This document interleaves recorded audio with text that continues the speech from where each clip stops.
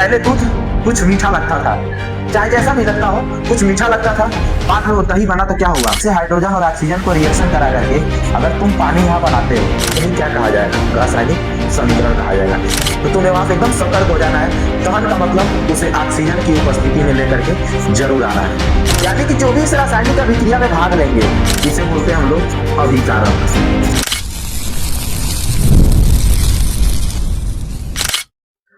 क्या तुम्हें भी केमिकल रिएक्शन से डर लगता है? क्या तुम्हें भी रासायनिक अभिक्रिया से डर लगता है? बस यही कहेंगे कि वीडियो के लास्ट तक बने रहना। आज इस एनसीईआरटी के लाइन बाय लाइन सीरीज में केमिकल रिएक्शन को यूं अपन उड़ाएंगे कि तुम को जो कठिन लगता है ना केमिकल रिएक्शन, रासायनिक अभिक्रिया जो तुम्हें कठिन लगती है ना, आज 100% गारंटी देते हैं शिवम भैया के क्लास में। अगर आज NCERT line by line series अगर तुम लास्ट तक देख लेते हो तो गारंटी देता हूं केमिकल रिएक्शन का जो डर है ना आज के बाद से हट जाएगा। बस लास्ट तक बने रहना और वीडियो अच्छी लगे तो ज्यादा से ज्यादा अपने दोस्तों के बीच शेयर करना। अपन एकदम मस्त से पूरा एक्टिविटी के साथ, पूरा क्रियाकलाप के साथ अपन समझते चलेंगे। थोड़ा सा भी घबराना नहीं है, यूं केमिकल रिएक्शन को हम लोग उड़ाएंगे, टेंशन नहीं लेना। चलो अब विदाउट एनी डिले स्टार्ट करेंगे। तो देखना, सबसे पहले चैप्टर का नाम है रासायनिक अभिक्रिया एवं समीकरण। बच्चे सोचते हैं कि रासायनिक अभिक्रिया होता क्या है। हर एक बच्चे के मन में डाउट होता है कि अपन देखते हैं कि दूध से दही का बन जाना, ठीक है, जो ग्रेप्स का होता है उसका फ्रेगमेंटेशन यानी कि उसका किण्वन हो जाना, सेव का जो होता है उसपे जो ब्राउनिश कलर का धब्बा बन जाना, कील पे क्या होता है, कील का ब्राउन हो जाना, पहले चमकीला था बाद में क्या होता है ब्राउन कलर का हो जाता है। ये सब होता क्या है? अपन देखते तो सब है लेकिन कोई ये नहीं बता पाता, कोई नहीं ये जानता ये होता कहां से है। अपन आज इस चैप्टर में यही समझेंगे दोस्त। एक से एक केमिकल रिएक्शन को यूं अपन उड़ाएंगे बिना किसी डर के, बिना किसी भय के। आज केमिस्ट्री से, केमिकल रिएक्शन से गारंटी कहता हूं तुम्हें प्यार हो जाएगा, तुम्हें लव हो जाएगा। आज के बाद से तुम केमिस्ट्री को कभी नहीं कहोगे कि केमिस्ट्री अपन के लिए कठिन है। बस जैसे कह रहा हूं वैसे समझते चलना है, एकदम मजा आएगा क्लास में। बस लास्ट तक बने रहना। बोल रहा है कि रासायनिक अभिक्रिया एवं समीकरण। तो रासायनिक अभिक्रिया तुम समझ गए। अपन अपने पूरे दैनिक जीवन के, अपनी लाइफ में हम क्या करते हैं, देखते हैं सारी चीजें जो मैंने अभी कुछ देर पहले तुम्हें बोला है। अंगूर का उसका क्या होता है, किण्वन, जैसे अभी हम लोग सारी चीजें इसमें देखेंगे, ठीक है। तो आओ देखते हैं एनसीईआरटी लाइन बाय लाइन कितना अच्छा से हम लोग समझेंगे। बोल रहा है कि अपने दैनिक जीवन की निम्नलिखित परिस्थितियों पर ध्यान दीजिए और विचार कीजिए क्या होता है, ठीक है। अपने जो दैनिक जीवन यानी कि अपने जो डेली के लाइफ में तुम काम करते हो उस पर ध्यान देना है और विचार करना है। बोल रहा है कि गर्मियों में कमरे के ताप पर दूध को खुला छोड़ दिया जाता है। गर्मियों में अपन क्या करते हैं, दूध को खुला छोड़ देते हैं। यानी कि अभी हम सभी चीजें समझेंगे अपने डेली के लाइफ में। तुम देखना ये सारी चीजें तो तुम करते हो, ठीक है। देखना अभी यहाँ पे बोल रहा है कि गर्मियों में कमरे के ताप पर दूध को खुला छोड़ दिया जाता है। ये भी अपने लाइफ में हमें करते हैं, ठीक है। आगे बोल रहा है कि लोहे का तवा अथवा तसला अथवा कील को आर्द्र वायुमंडल में खुला छोड़ दिया जाता है, ठीक है। ये सारी चीजें रासायनिक अभिक्रिया बता रहा है कि ये सब जो चीजें तुम करते हो ये सब क्या है, रासायनिक अभिक्रिया है, ठीक। अंगूर का किण्वन हो जाता है, भोजन को पकाया जाता है, हमारा शरीर भोजन को पचा लेता है, हम सांस लेते हैं। ये सारी चीजें क्या है, हमारे रासायनिक अभिक्रिया के उदाहरण है। ये सारी चीजें हम अपनी लाइफ में जो करते हैं ये सभी चीजें क्या है, रासायनिक अभिक्रिया है। आगे देखते हैं। आगे बोल रहा है इन सभी परिस्थितियों में प्रारंभिक वस्तु की प्रकृति तथा पहचान कुछ ना कुछ बदल जाती है। यानी कि बोल रहा है कि रासायनिक अभिक्रिया जब भी होगा, समझना इस चीज को, जब भी रासायनिक अभिक्रिया होगी उस समय क्या होगा, जो प्रारंभिक समय में वो चीज तुम्हें था, जैसी रासायनिक अभिक्रिया होगी उसकी पहचान क्या होगी, बदल जाएगी। जैसे मैंने बोला है एक कांटी है अपन के पास, एक कील है, ठीक है।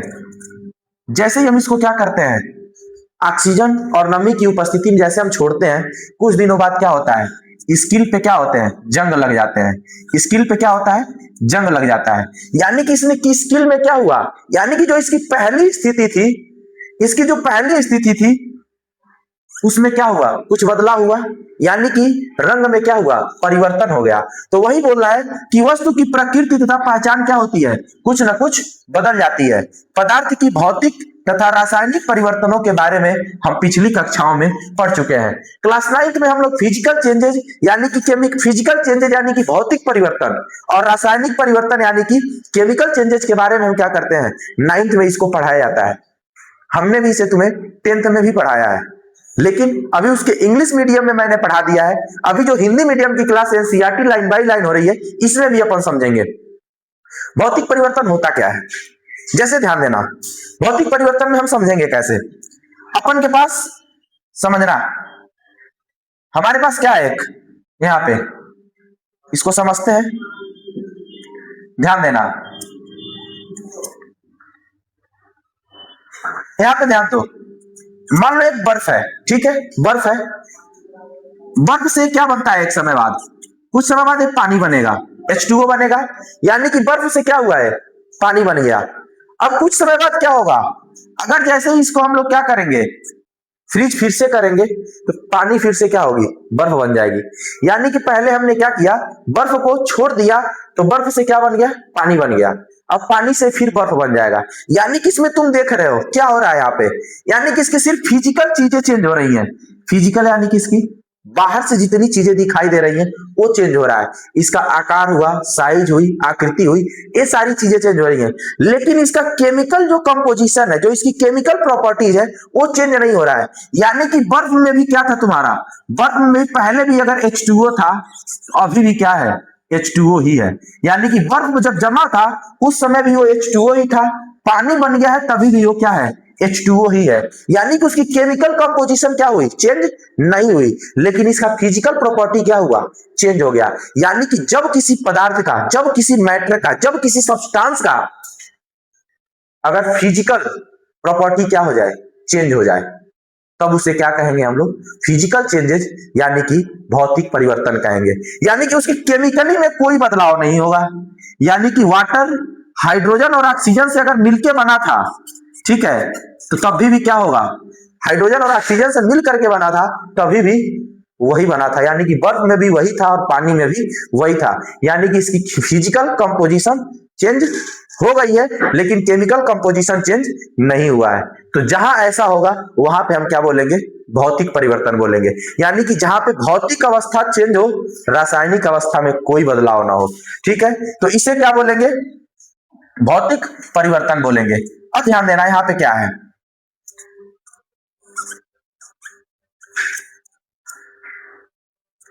ध्यान देना। अब आता है अपना क्या,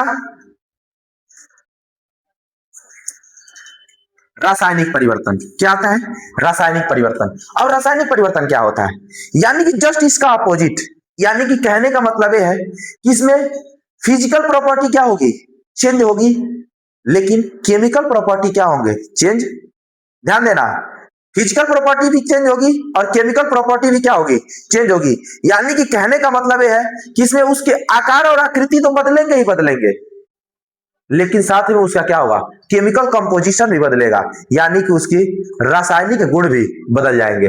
जैसे ध्यान देना, हमारे पास क्या है, दूध है, ठीक है, जैसे ही हम क्या करते हैं, दूध से जैसे ही दही बनाते हैं, ध्यान देना, जैसे ही अपन दूध से दही बनाते हैं, यानी कि अब इसका क्या हुआ, केमिकल कंपोजिशन भी चेंज हो गया। पहले दूध कुछ मीठा लगता था, चाहे जैसा भी लगता हो, कुछ मीठा लगता था, बाद में वो दही बना तो क्या हुआ, क्या हुआ, खट्टा हो गया। दही बना तो क्या हुआ, खट्टा हो गया। यानी कि कहने का मतलब ये है, इसके फिजिकल कंपोजिशन यानी कि फिजिकल प्रॉपर्टीज के साथ साथ इसकी केमिकल प्रॉपर्टीज भी क्या हो गई, चेंज हो गई। यानी कि कहने का मतलब है, अगर फिजिकल नहीं भी चेंज हुआ तो केमिकल 100% चेंज होना चाहिए। इसे क्या बोलेंगे हम लोग, रासायनिक परिवर्तन बोलेंगे। यानी कि जब किसी पदार्थ का रासायनिक, जब ध्यान देना, जब हम लिखना है थ्योरेटिकल, तब जब किसी पदार्थ का रासायनिक अवस्था में, ध्यान देना, रासायनिक गुण क्या हो जाए, बदल जाए, तब वहां उसे हम क्या कहेंगे, रासायनिक परिवर्तन कहेंगे। आ गया समझ में। और भौतिक परिवर्तन में क्या होगा, भौतिक परिवर्तन में भौतिक गुण बदलेंगे और रासायनिक परिवर्तन में रासायनिक गुण बदल जाएंगे। जैसे अब दूध से दही बना दिए, क्या आप कहूं दही से दूध बना दो, बना दोगे? ऐसा कभी नहीं होगा। इसलिए बस याद रखना कि रासायनिक परिवर्तन क्या होता है, सिर्फ एक डायरेक्शनल होता है, यानी कि सिर्फ एक दिशा में होता है। यानी कि एक बार अगर खेला हो गया, अगर एक बार किसी चीज की बैंड बज गई तो फिर से वो अपनी अवस्था में फिर से नहीं आ पाएगा। लेकिन अगर भौतिक परिवर्तन है तो एक बार अगर किसी चीज का तुम बैंड बजा दिए हो तो फिर से वो क्या होगा, अपनी अवस्था में फिर से आ सकता है कि तुम फिर से बैंड बजा सको। तो याद रखना है भौतिक परिवर्तन बाई डायरेक्शनल होता है, यानी कि वो दोनों दिशाओं में काम कर सकता है। पानी से बर्फ बन गया, बर्फ से पानी बन गया। लेकिन रासायनिक परिवर्तन में क्या होगा, सिर्फ एक ही दिशा में काम करेगा। यानी कि एक बार अगर खेला हो गया, अगर एक बार खेल हो गया तो फिर से उसका हम कुछ नहीं कर सकते। आशा करता हूं भौतिक परिवर्तन और रासायनिक परिवर्तन तुम्हें समझ में आ गया हो। चलते हैं अपने अगले टॉपिक की तरफ। आगे बोल रहा है कि आप शायद सोच रहे होंगे कि रासायनिक अभिक्रिया का वास्तविक अर्थ क्या है, हम कैसे जान सकते हैं कि रासायनिक अभिक्रिया हुई है। इन सभी प्रश्नों के उत्तर के लिए आइए हम कुछ क्रियाकलाप करते हैं। ठीक है, तो क्रियाकलाप के द्वारा मैंने बोला है कि हर एक क्रियाकलाप को समझते चलेंगे। बोल रहा है कि क्रियाकलाप को 1.1 में सबसे पहले वो आपको सावधान करता है, क्योंकि ये सब चीजें केमिकली है दोस्त। कोई भी केमिकल का अगर एक्टिविटी करते हो, कोई भी केमिकल रिएक्शन करते हो तो एकदम सावधानी से हर एक चीजें करनी चाहिए, क्योंकि सारी चीजें उसमें क्या होता है, सारी चीजों में केमिकल के खेल होते हैं।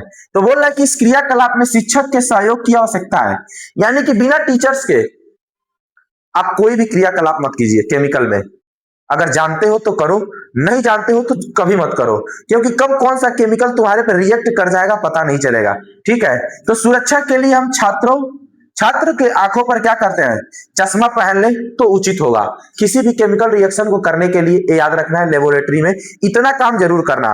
ग्लव्स आता है, ग्लव्स पहन लो, चश्मे आते हैं, चश्मे लगा लो, कि तुम एकदम सुरक्षित रहो। ठीक, आगे बोला है कि लगभग 3 से 4 सेंटीमीटर लंबे मैग्नीशियम रिबन, 3 से 4 सेंटीमीटर क्या लंबे मैग्नीशियम रिबन, मैग्नीशियम रिबन दिखाई दे रहा है। मैग्नीशियम रिबन को रेगमाल से रगड़ कर क्या कीजिए, साफ कर लीजिए। ठीक है, रेगमाल से रगड़ करके साफ कर लीजिए। इसे चिमटे में पकड़कर स्पिरिट लैंप या बर्नर से इसका दहन करिए तथा इससे बनी राख को वॉच ग्लास है, ठीक है, वॉच ग्लास पर इकट्ठा कर लीजिए, जैसा कि 1.1 में दिखाया गया है। मैग्नीशियम रिबन का दहन करते समय इसे अपनी आंखों से यथासंभव दूर रखिए। ठीक है, अपनी आंखों से क्या करना है, दूर रखना है। अब आगे ध्यान देना। आगे आपने देखा होगा कि चमकदार श्वेत लौ के साथ मैग्नीशियम रिबन का दहन होता है और यह श्वेत चूर्ण यानी कि सफेद चूना, क्या सफेद चूना में परिवर्तित हो जाता है। यह मैग्नीशियम ऑक्साइड का चूर्ण है, यानी कि MgO, मैग्नीशियम ऑक्साइड का क्या है, चूर्ण है। वायु में उपस्थित ऑक्सीजन तथा मैग्नीशियम के बीच होने वाली अभिक्रिया के कारण यह बनता है। यानी कि मैग्नीशियम ऑक्साइड कैसे बना, यानी कि जब मैग्नीशियम का हमने क्या किया, ऑक्सीजन के साथ रिएक्शन कराया। जैसे ही हम क्या करते हैं, मैग्नीशियम को ऑक्सीजन के साथ रिएक्शन कराते हैं, मैग्नीशियम का ऑक्सीजन के साथ रिएक्शन कराते हैं, तुरंत क्या बनता है, मैग्नीशियम ऑक्साइड बनता है। यानी जब उसका हम दहन करा रहे हैं तो किसकी उपस्थिति में करा रहे हैं, ऑक्सीजन की उपस्थिति में। इस चीज को हमेशा याद रखना, किसी भी रिएक्शन में अगर दहन हो रहा है तो बिना ऑक्सीजन का वो दहन नहीं होगा। अगर कहीं दहन करने के लिए आता भी है तो याद रखना ऑक्सीजन का यूज होना ही दहन कहलाएगा। ठीक, आगे देखते हैं। क्रियाकलाप 1.2 में बोला कि एक परख नली में नाइट्रेट का घोल लीजिए। क्या बोला है, एक परख नली में क्या कीजिए, नाइट्रेट का घोल लीजिए, इसमें पोटेशियम आयोडाइड का घोल मिला दीजिए। आपने प्रेक्षण किया, अब हमने प्रेक्षण क्या किया, ध्यान देना। अब इसको भी पहले देख लेते हैं, इस वाले को भी, तब एक ही साथ हमने देखेंगे कि क्या क्या परिवर्तन हुए हैं, क्या क्या हुआ है, कि हमें पता चलेगा कि रासायनिक अभिक्रिया हुआ है। तो ध्यान देना, क्रियाकलाप 1.2 देख लिए, 1.3 में देखना। बोला कि एक शंक्वाकार फ्लास्क या परख नली में कुछ दानेदार जिंक लीजिए। जिंक समझ रहे हो, अगर तुम्हें पता है, मैं एलिमेंट्स का नाम दे दिया हूं इसके पहले वाली वीडियोस में, ठीक है, जब हमने इंग्लिश मीडियम को पढ़ाया था। तुम्हारे में भी वीडियो के लास्ट में सारे एलिमेंट्स के नाम जोड़ दिए जाएंगे, ठीक है। इस लेक्चर को, इस पूरे लेसन को 2 से 3 लेक्चर में अपन लेके चलेंगे और आराम आराम से पढ़ते चलेंगे, बिना किसी तेजी के, तब आराम आराम से समझते चलेंगे, ठीक। तो बोल रहा है कि एक शंक्वाकार फ्लास्क या परख नली में कुछ दानेदार जिंक लीजिए, इसमें तनु हाइड्रोक्लोरिक अम्ल या सल्फ्यूरिक अम्ल, हाइड्रोक्लोरिक अम्ल यानी कि HCl और सल्फ्यूरिक अम्ल यानी कि H2SO4, ठीक है। HCl और H2SO4 मिला दीजिए, सावधानी, अम्ल का इस्तेमाल सावधानी से कीजिए। क्या जस्ते के दानों को आसपास कुछ होता दिखाई दे रहा है? क्या दिखाई दे रहा है? शंक्वाकार फ्लास्क या परख नली को स्पर्श कीजिए, क्या इसके तापमान में कोई परिवर्तन हुआ है? अब इतना हमने जितना भी देखा है यहाँ पे, अब हम देखेंगे यहाँ पे उसमें क्या क्या बदलाव हुए हैं। इतने जो हमने क्रियाकलाप दिखे, उसमें बोल रहा है कि ऊपर दिए गए 3 क्रियाकलापों के आधार पर हम कह सकते हैं कि निम्न किसी भी प्रेक्षण की सहायता से हम निर्धारित कर सकते हैं कि रासायनिक अभिक्रिया हुई है। यानी कि हम अपने तीनों क्रियाकलाप वहां पे किए हैं, तो उसमें कुछ तो परिवर्तन हमें दिखे हैं। और वो परिवर्तन क्या क्या था? एक में जैसे हमने दहन कराया, मैग्नीशियम और ऑक्सीजन के मिलते ही मैग्नीशियम ऑक्साइड बन गया, ठीक है, मैग्नीशियम ऑक्साइड बन गया। यहाँ पे देखो, इसमें हमने पोटेशियम आयोडाइड का घोल मिला दीजिए, यानी कि नाइट्रेट का घोल लीजिए और पोटेशियम आयोडाइड के साथ मिला दीजिए। इसमें क्या होगा? कुछ चेंजेज होंगे। वो चेंजेज क्या होंगे अभी देखते हैं। अब इतना तीनों क्रियाकलाप देखने के बाद हमने फील किया, हमने देखा कि अवस्था में परिवर्तन हुआ, रंग में परिवर्तन हुआ, गैस का निकास अथवा उत्सर्जन हुआ, तापमान में परिवर्तन हुआ। यहाँ पे हम देखे हैं, जब इस क्रियाकलाप को कर रहे थे तो हम देखेंगे शंक्वाकार फ्लास्क या परख नली को स्पर्श कीजिए, क्या इसके तापमान में कोई परिवर्तन हुआ है? हाँ, जैसे ही यहाँ पे हम उस फ्लास्क को छुएंगे, परख नली को, वहां पे हम देखेंगे तापमान में क्या हुआ होगा, परिवर्तन हो चुका होगा। तो हमें ध्यान देना है, इतनी सारी चीजें क्या हुई, परिवर्तित हुई। इससे हम पता कर सकते हैं कि यहाँ पे क्या हुआ, रासायनिक अभिक्रिया हुआ है। ये सारी चीजें तुम रासायनिक अभिक्रिया के उदाहरण में भी लिख सकते हो, ठीक है। ये उसी का, इसका क्रियाकलाप थर्ड का ये हमारे पास क्या है, इस डायग्राम दिया गया है, ध्यान देना। आगे बोल रहा है, यदि हम अपने आसपास हो रहे परिवर्तनों को देखें तो पाएंगे कि हमारे चारों ओर विविध प्रकार की रासायनिक अभिक्रियाएं हो रही है। यानी कि अपने आसपास कहीं भी सारी चीजें अगर हम देखेंगे तो आप हमें देखने को मिलेगा कि हर जगह रासायनिक अभिक्रिया क्या हो रही है, हो रही है। यानी कि अगर तुम कहीं भी कोई भी चीज को अगर एक साथ कंबाइन करते हो, एक साथ रिएक्शन कराते हो, तो वहां पे कुछ ना कुछ चीजें तुम्हें देखने को मिलती हैं, ठीक है। तो वहां हमें पता चल जाता है कि अगर रंग में परिवर्तन हो रहा है तो भी रासायनिक अभिक्रिया हुई, अगर गैस निकल रहा है तो भी रासायनिक क्रिया हुई, रासायनिक अभिक्रिया हुई। अगर अवस्था में परिवर्तन हुआ, यानी कि जब मैंने बोला है कि पानी को बर्फ बनाए हो, यानी कि क्या हुआ है, लिक्विड से वो सॉलिड बन गया, और फिर से जब बर्फ से पानी बनेगा यानी कि वो सॉलिड से फिर से लिक्विड बन गया, यानी कि इसकी अवस्था में भी परिवर्तन हो रही है। तो जहां रंग में परिवर्तन हो, अवस्था में परिवर्तन हो, ठीक, या फिर उसके तापमान में परिवर्तन हो, वहां तुम जान सकते हो कि यहाँ पे क्या हुआ है, रासायनिक अभिक्रिया हुआ है, ठीक। अब बोल रहा है, ध्यान देना, अब क्या कह रहा है, ध्यान दो। रासायनिक अभिक्रिया अपन समझ गए। अब तुम, आशा करता हूं तुम्हें रासायनिक अभिक्रिया समझ में आ गया होगा। यानी कि एक भाषा में बस यही कहेंगे, जहां पे अवस्था में परिवर्तन हो, रंग में परिवर्तन हो, तापमान में परिवर्तन हो, गैस निकले, वहां पे तुम पता कर सकते हो, तुम जान सकते हो, या फिर तुम कह सकते हो यहाँ पे रासायनिक अभिक्रिया ही हुआ है, ठीक है। यहां तक कोई दिक्कत ना सर? आगे बढ़े? हाँ जी सर, देखते हैं। अब अगला टॉपिक आता है हमारा रासायनिक समीकरण, ठीक है। रासायनिक समीकरण, एक भाषा में हम तुम्हें बताएं, रासायनिक समीकरण यानी कि जब भी किसी रासायनिक अभिक्रिया को, ध्यान देना, जब भी किसी रासायनिक अभिक्रिया को हम क्या करते हैं, जब भी किसी रासायनिक अभिक्रिया को उसके सिंबल या फिर उसके चिन्ह के द्वारा हम प्रदर्शित करते हैं, बस यही क्या कहलाता है, रासायनिक अभिक्रिया कहलाता है।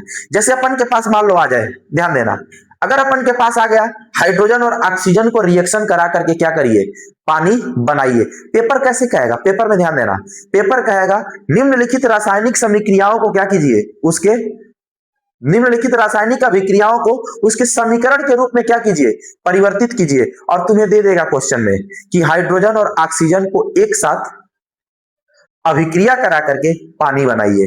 तो तुम्हें पता होना चाहिए कि हाइड्रोजन का सिंबल यह छोटा है, ऑक्सीजन का सिंबल ओ होता है। तो वीडियो के लास्ट में मैं इसका तुम्हारा ज्यादा नहीं, मैं तो सारे एलिमेंट्स के नाम और क्या करेंगे उसके सिंबल डलवा दूंगा मैं, लेकिन तुम्हें कम से कम हाई स्कूल के 10 तक के बच्चों को 30 एलिमेंट्स याद रखने बहुत जरूरी है with symbol and atomic marks, यानी कि परमाणु भार के साथ। ठीक है, तो कम से कम 30 तो एकदम याद ही कर लेना। तो अगर आता है क्वेश्चन कि पानी और ऑक्सीजन की को रिएक्शन करा के क्या करिए, सॉरी हाइड्रोजन और ऑक्सीजन को रिएक्शन करा करके पानी बनाइए, तो क्या है यहाँ पे जैसे हाइड्रोजन और ऑक्सीजन को रिएक्शन करा करके अगर तुम पानी यहां बनाते हो, ध्यान देना, जब तुम यहां पानी बनाओगे यही क्या कहा जाएगा, रासायनिक समीकरण कहा जाएगा। यानी कि किसी भी रासायनिक अभिक्रिया को उसके सिंबल के द्वारा प्रदर्शित करना ही क्या कहलाता है, रासायनिक समीकरण कहलाता है। ध्यान देना, जब ऑक्सीजन की उपस्थिति में मैग्नीशियम रिबन का दहन होता है तब यह मैग्नीशियम ऑक्साइड में परिवर्तित हो जाता है। यहां पे ध्यान देना, ये इंपॉर्टेंट है, ये line as it is line NCERT में क्यों पढ़ा रहा हूं, as it is line question में आ जाता है। और ये तुम्हारे कई कई बार यहां से टॉपिक एक क्वेश्चन बन के आया हुआ है कि जब मैग्नीशियम रिबन को हम दहन कराते हैं तो मैग्नीशियम ऑक्साइड को क्या कीजिए, रासायनिक समीकरण के रूप में लिखिए। मैंने तुम्हें बताया है कि जब भी दहन करने की बात आएगी तो तुम्हें वहां से एकदम सतर्क हो जाना है। दहन का मतलब उसे ऑक्सीजन की उपस्थिति में लेकर के जरूर आना है, तभी वो क्या होगा, दहन होगा। अब यहाँ पे क्या होगा हमारा, मैग्नीशियम और ऑक्सीजन की उपस्थिति में हम क्या कर रहे हैं, मैग्नीशियम ऑक्साइड बना दे रहे हैं। यानी कि जो इस लाइन लिखी है, जो ये रासायनिक अभिक्रिया लिखा हुआ है, इसी रासायनिक अभिक्रिया को इसके सिंबल के रूप में क्या कर देना, प्रदर्शित कर देना ही क्या कहलाता है, रासायनिक समीकरण कहलाता है। आगे समझ में, और ये सिंबल कैसे याद होंगे मैं वीडियो के लास्ट में तुम्हें दे दूंगा, ठीक, याद कर लेना। आगे बोल रहा है, वाक्य के रूप में किसी भी रासायनिक अभिक्रिया का विवरण बहुत लंबा हो जाता है, इसे संक्षिप्त रूप में लिखा जा सकता है। इसे शब्द समीकरण के रूप में लिखना सरलतम विधि है। ऊपर दी गई अभिक्रिया का शुद्ध समीकरण इस प्रकार होगा। यानी कि जब हम किसी वर्ड इक्वेशन में लिखते हैं, यानी कि जब किसी समीकरण को हम शब्दों के रूप में लिखते हैं वो लंबा हो जाता है, इसलिए हम रासायनिक समीकरण का यूज करते हैं कि जहां 3 लाइन की रिएक्शन होगी वहां एक लाइन में, आधी लाइन में क्या होता है, कंप्लीट हो जाता है। ठीक, तो ध्यान देना, यहाँ पे उसी चीज को क्या किया है, यहाँ पे मैग्नीशियम और ऑक्सीजन को क्या करके मैग्नीशियम ऑक्साइड बनाया है। ठीक है, तो यहाँ पे एक चीज याद रखनी है, जैसे मान लो मैंने यहाँ पे क्या किया है, मैग्नीशियम और ऑक्सीजन को लेकर के हमने क्या किया है, मैग्नीशियम ऑक्साइड बनाया है। कितना मैंने किया है, ध्यान देना, मैग्नीशियम ऑक्साइड हमने क्या किया है, बनाया है। तो याद रखने वाली बात, याद रखने वाली चीज क्या है, ध्यान देना, याद रखने वाली बात क्या है, जो भी एलिमेंट या फिर जो भी सब्सटेंस या फिर जो भी पदार्थ इस रिएक्शन में पार्टिसिपेट करते हैं, ध्यान देना, जो भी रिएक्शन या फिर सॉरी जो भी मैटर या फिर जो भी सब्सटेंस, ध्यान देना, जो भी मैटर हो या फिर जो भी सब्सटेंस हो इस रिएक्शन में पार्टिसिपेट करेंगे, उसको हम लोग क्या बोलते हैं, उसको हम लोग बोलते हैं क्या, उसको हम लोग बोलते हैं, उसको हम लोग बोलते क्या है, उसको हम लोग बोलते हैं अभिकारक। क्या बोलते हैं इसको, दूसरे पेज पे ही ले लेते हैं, ध्यान देना, यहां पे लेते हैं,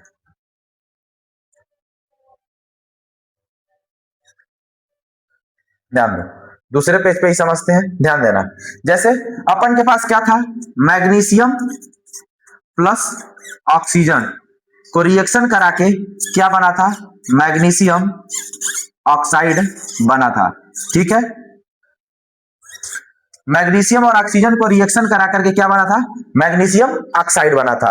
तो ये बोल रहा है कि ध्यान देना, जो भी इस रासायनिक अभिक्रिया में इस पार्टिसिपेट करेंगे, यानी कि जो भी इस रासायनिक अभिक्रिया में भाग लेंगे उसे हम क्या बोलते हैं, उसे बोलते हैं हम लोग अभिकारक। क्या बोलते हैं, अभिकारक। ठीक है, उसे बोलेंगे अभिकारक। और जो इस रासायनिक अभिक्रिया से जो इन दोनों के या फिर जितने भी चीजें हम पार्टिसिपेट करेंगे इनके मिलने से जो तीसरा इधर बन रहा होगा, यानी कि जिसकी स्टेट चेंज हो रही होगी, जिसमें कुछ परिवर्तन दिख रहा होगा, यानी कि जब रासायनिक अभिक्रिया हुआ उसमें कुछ दिख रहा होगा, तो जो तीसरा नया बन रहा है इसको हम लोग क्या बोलते हैं? उत्पाद बोलते हैं। यानी कि जब किसी रासायनिक अभिक्रिया में जो सब्सटेंस, जो मैटर, जो पदार्थ पार्टिसिपेट करता है, भाग लेता है, उसे हम अभिकारक बोलते हैं। और जो उनके रिएक्शन करने के बाद जो नया बनता है उसे क्या बोलते हैं? उत्पाद बोलते हैं। यहां तक कोई दिक्कत नहीं सर? आगे बढ़े। हाँ जी सर, ठीक, आगे चलते हैं, देखते हैं आगे क्या बोल रहा है। बोला कि शब्द समीकरण में अभिकारकों को, उत्पाद में परिवर्तन को उनके मध्य में एक तीर का निशान लगाकर दर्शाया जाता है। यहाँ पे देखे हो, तीर का निशान लगा करके क्या किया जाता है? दर्शाया जाता है। ठीक, अभिकारकों के बीच में प्लस का चिन्ह लगाकर उन्हें बाईं ओर, यानी कि LHS यानी कि लेफ्ट हैंड साइड, यानी कि बाईं ओर, ठीक है, बाईं ओर, यही भी सब समझना, बाईं ओर लिखा जाता है। इसी प्रकार उत्पादों के बीच में प्लस का चिन्ह लगाकर उन्हें दाईं ओर, ये क्या है तुम्हारा? दाहिना साइड है, यानी कि RHS लिखा जाता है। तीर का सिरा उत्पाद की ओर होता है। ये सब चीजें मैंने पहले ही तुम्हें दिखा दिया है। तीर का सिरा उत्पाद की ओर होता है तथा यह अभिक्रिया होने की दिशा को दर्शाता है। तो क्वेश्चन अगर पूछ देता है कि तीर क्या बताता है, तो तीर जिसकी ओर लगा होगा, यानी कि वो बता रहा होगा कि कोई भी रिएक्शन उसी दिशा में हो रही है, यानी कि ये रिएक्शन इसकी दिशा में, यानी कि मैग्नीशियम ऑक्सीजन मिल करके मैग्नीशियम ऑक्साइड बना रहे हैं, यानी कि ये रिएक्शन क्या हो रही है? लेफ्ट टू राइट हो रही है। ठीक है, आगे चलते हैं। अब बोल रहा है रासायनिक समीकरण लिखना। बोल रहा है कि क्या रासायनिक समीकरण के निरूपण की इससे भी संक्षिप्त विधि है? अगर आपने अभी तक जो लिख लिया है उसका कोई संक्षिप्त विधि है तो जो मैंने बताया है अब वो विधि यहां आएगी। बोल रहा है कि शब्दों की जगह रासायनिक सूत्र, मैंने पहले ही बता दिया है, किसी भी सब्सटेंस का, किसी भी मैटर का, किसी भी पदार्थ का सिंबल के द्वारा ही निरूपण करना क्या कहलाता है? रासायनिक समीकरण कहलाता है। तो सूत्र का उपयोग करके रासायनिक समीकरणों को अधिक संक्षिप्त तथा उपयोगी बनाया जा सकता है। रासायनिक समीकरण को किसी अभिक्रिया को दर्शाता है। यदि आप मैग्नीशियम ऑक्सीजन तथा मैग्नीशियम ऑक्साइड के सूत्रों का स्मरण करें तो उपरोक्त शब्द समीकरण इस प्रकार लिखा जा सकता है। मैंने तुम्हें सब चीजें पहले लिख करके बता दिया है दोस्त, सारी चीजें मैंने पहले ही बता दिया है। मैं यहाँ पे 2 लिखा था, यहां पर भी 2 लिखा था, मैंने रिएक्शन को बैलेंस किया करके लिखा था। ठीक है, कोई भी रिएक्शन बिना बैलेंसिंग का तुम लिख करके मत आना, चाहे कोई भी रिएक्शन हो, बैलेंस करके ही आना। एग्जामिनर को बैलेंस करके दिखा करके आना कि एग्जामिनर को लगे कि हाँ बच्चा कुछ जानता है। ठीक है, आगे चलते हैं। तीर के निशान के बाईं ओर और दाईं ओर के परमाणुओं की संख्या गिनती कर उनकी तुलना करें। क्या दोनों ओर तत्वों के परमाणुओं की संख्या समान है? ठीक है, जो मैंने बताया है तुम्हें, यानी कि मैग्नीशियम ऑक्सीजन, यहां बन गया तुम्हारा मैग्नीशियम ऑक्साइड। इतना होने के बाद आपको देखना है कि क्या दोनों तरफ परमाणुओं की संख्या समान है। अगर है तो ठीक है, नहीं है तो आगे तुम जानते हो इसे क्या करना रहता है? बैलेंस करना रहता है, बैलेंस कर देना है अपन को। ठीक, यदि नहीं तो समीकरण असंतुलित है। अगर नहीं है दोनों तरफ समान, यहां देखो मैग्नीशियम 1 है, यहाँ पे मैग्नीशियम 1 है, ऑक्सीजन यहाँ 2 है, यहाँ क्या है? 1 ही है, यानी कि समीकरण क्या है? असंतुलित है। तो इसे हमें क्या करना है? संतुलित करना है। ठीक, क्योंकि समीकरण के दोनों ओर का द्रव्यमान बराबर नहीं है। किसी अभिक्रिया का ऐसा रासायनिक समीकरण ढांचा रासायनिक समीकरण कहलाता है। इस प्रकार समीकरण मैग्नीशियम के वायु में जलने का ढांचा समीकरण है, यानी कि जब किसी रासायनिक अभिक्रिया को उसके सिंबल के द्वारा, सूत्र के द्वारा हम दर्शाते हैं, वही क्या कहलाता है? रासायनिक समीकरण कहलाता है। यहां तक समझ में आ गया? हाँ जी सर, आगे बढ़े। हाँ जी सर, चलो अब अगला कह रहा है संतुलित रासायनिक समीकरण का महत्व। हमें रासायनिक समीकरण को संतुलित क्यों करना चाहिए, उसका महत्व क्या है? ठीक, तो ध्यान देना, हमारा टॉपिक यही है, रासायनिक संतुलित समीकरण का महत्व। महत्व क्या है? ठीक, ध्यान देना। आपको द्रव्यमान संरक्षण का नियम स्मरण होगा। Law of conservation of mass होता क्या है? द्रव्यमान संरक्षण का नियम यानी कि इन any chemical reaction mass of product या मास ऑफ रिएक्टेंट, यानी कि किसी भी रासायनिक अभिक्रिया में ना ही मास, ना ही उत्पाद का द्रव्यमान और ना ही अभिकारक का द्रव्यमान, इन दोनों में ना ही मास क्या होते हैं, ना ही क्रिएट होते हैं और ना ही डिस्ट्रॉय होते हैं, यानी कि ना ही इसमें मास जुड़ता है और ना ही इसमें से मास निकलता है। इसी को हम लोग क्या कहते हैं? द्रव्यमान संरक्षण का नियम कहते हैं। तो वही बोल रहा है कि सबसे पहले हम समझते हैं द्रव्यमान संरक्षण का नियम क्या होता है। इस चीज को समझो, मैंने अभी बोला है, एक बार और समझते हैं। किसी भी रासायनिक अभिक्रिया में ना ही अभिकारक का द्रव्यमान और ना ही उत्पाद का द्रव्यमान में ना ही कोई द्रव्यमान बढ़ेगा और ना ही उसमें से कोई द्रव्यमान बाहर निकलेगा, यानी कि जो जैसे थे वैसे ही रहेंगे। यही क्या कहलाता है? द्रव्यमान संरक्षण का नियम कहलाता है। In any chemical reaction mass of reactant और mass of product neither be created and nor be destroyed, यानी कि ना ही उसमें से निकलेगा और ना ही उसमें ऐड होगा। यही क्या कहलाता है? Law of conservation of mass, जिसको आपने 9वीं कक्षा में अध्ययन किया था। 9वीं की बात छोड़ो, मैंने अभी अध्ययन करा दिया, ठीक है, अपन समझ गया है अब। यानी कि प्रोडक्ट के और रिएक्टेंट के मास में ना ही कोई क्रिएट होगा और ना ही कुछ भी उसमें से डिस्ट्रॉय होगी। ठीक, किसी भी रासायनिक अभिक्रिया में द्रव्यमान का न तो निर्माण होता है और न ही विनाश, यानी कि ना ही उसमें कुछ क्रिएट होगा और ना ही उसमें से कुछ डिस्ट्रॉय होगा। अर्थात किसी भी रासायनिक अभिक्रिया के उत्पाद तत्वों का कुल द्रव्यमान अभिकारक के तत्वों के बराबर होता है। ठीक है, यानी कि ध्यान देना, मैंने यहाँ पे कार्बन और ऑक्सीजन को लेकर के, ध्यान देना, कार्बन और ऑक्सीजन को लेकर के मैं क्या कर रहा हूं? कार्बन डाइऑक्साइड अगर बना रहा हूं तो यहाँ पे तुम देख रहे होगे कि रिएक्टेंट साइड यानी कि अभिकारक के साइड और प्रोडक्ट साइड यानी कि उत्पाद के साइड, इसके मास में ना ही कुछ क्रिएट हो रहा है और ना ही कुछ डिस्ट्रॉय हो रहा है, यानी कि दोनों तरफ क्या है? एकदम खेल क्या है? बैलेंस है, एकदम बैंड बजा पड़ा है। ठीक, तो यही क्या कहलाता है? Law of conservation of mass, यानी कि द्रव्यमान संरक्षण का नियम। ठीक, ध्यान देना।